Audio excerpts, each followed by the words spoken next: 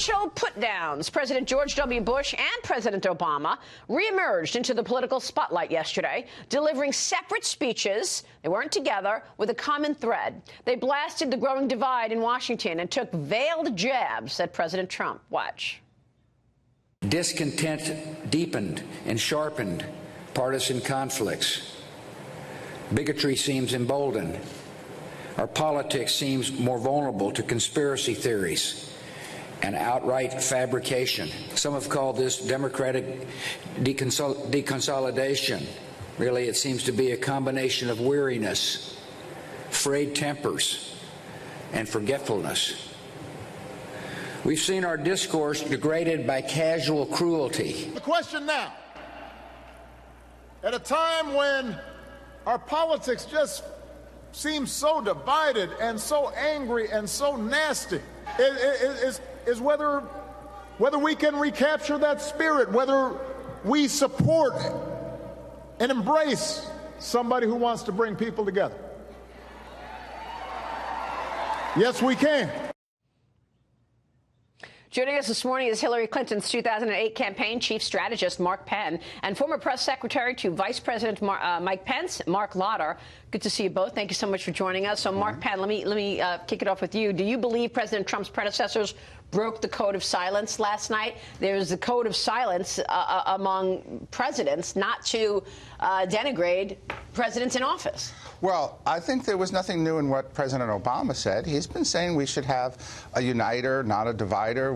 Our politics should get, we should get along in our politics. And I think everybody agrees with that. I think the surprise was that former President Bush came out here, who seemed to forget how much division there was in the country when his ratings were in the 20s in his last year when he joined in this chorus. That was really the surprise of the night. Do you think people think President Obama is a divider or a uniter? I actually think, personally, people liked President Obama's style.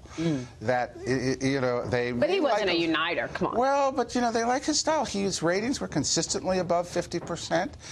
Remember, he won re-election pretty handily, and I think he's shown that he can bring the country together, at least in what he says. And I think that's something that actually Bush didn't accomplish. Bush claimed to be a uniter, not a divider, and people laughed at that. I don't think Obama accomplished it either, frankly. Just looking at the playing field over the last 8 years, I actually think we became more divided as a country under President Obama. What do you think, Mark? Well, I think what you had with President Obama was style over substance, and I think that's what the American people repudiated back in 2016 when they elected President Trump. They were tired of seeing their jobs sent overseas. They were tired of stagnant wages. They were tired of government takeovers of parts of their personal lives that have always been left for Americans to decide themselves, and President Trump is undoing that. So I can understand why he would be a little bit upset about it. I will note that neither of the former presidents mentioned our current president by name. Right. But we also need to remember, too, that was one of the reasons why President Trump was elected, is that he was going to say, and he did say, what was on the American people's minds, and that's why he cracked the blue wall. People who were tired of seeing their manufacturing jobs shipped overseas, while liberals and the global elite said, it's okay, just sit down, be quiet, and we're going to do it anyway. But what about the important point Mark making about President Bush last night? I mean, do you think these two broke the code of silence? I'm not going to attack either of the former presidents. What I would tell you is when you look at the results that President Trump is getting, when you compare to the results that we saw under our predecessors, we are now growing the economy again. The president's got the plan. It's moving forward. Tax reform is going to just embolden that and get that moving even further. We're taking our enemies on under this president, rebuilding the military, and those are the things that the American people voted for. But look at where the country is. Most people are unhappy with the president. Most people are unhappy with the Democrats. Most people are unhappy with the Republicans. The country is divided into camps. There is no uniter. Politics out there is vicious, to say the least. And so both presidents are right in their observation. The fact that everyone blamed it, oh, that's Trump. Our politics is broken right now. You know what I want to know is will President Obama be able to have the magic that he had in terms of bringing out the vote when he was actually running? Watching him last night in the whole, fraternity, how you doing out there? And yes, we can. I mean, is that going to work? Well, President Clinton enjoyed getting on the stump after being president, too. And I think Obama is going to enjoy it a bit. I find midterm electorates, they don't listen to former presidents or current presidents. They make up their mind on their own. Is that right? Okay. And I would tell you that didn't work in 2016 when he had the power of the incumbency, land in Air Force One. He still couldn't turn out his vote for Hillary Clinton. Yeah. And so, obviously, yesterday he went to Democratic stalwart, New Jersey, right, and in Richmond, Virginia, stumping for a candidate who's really struggling right now in a state that has most recently been more of a Democratic leaner. So we'll see how it works out. Yeah, it's true. You both make really good points. Let's turn to Paul Ryan. It was more like roaster of the House. Speaker Paul Ryan last night set his sights on the commander-in-chief, unleashing a barrage of jokes during his keynote speech last night at the Al Smith charity dinner in New York. Watch this. Enough with the applause, all right? You sound like the cabinet when Donald Trump walks in the room. Just might as well get off to it, right?